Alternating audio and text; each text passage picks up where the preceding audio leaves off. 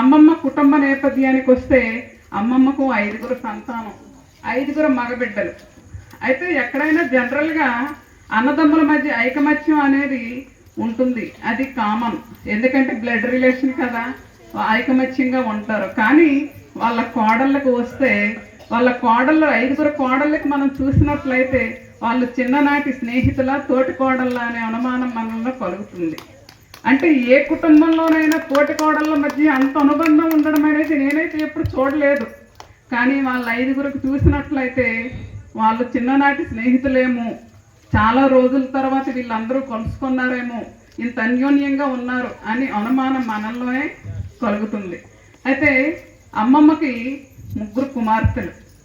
వాళ్ళకు వచ్చినటువంటి అల్లుళ్ళు, అమ్మమ్మ అల్లుళ్ళు ఎలా అంటే వాళ్ళ 3కి చూస్తే త్రిమూర్తులకు చూసినంత ఆనందాన్ని మనలో కలుగుతుంది.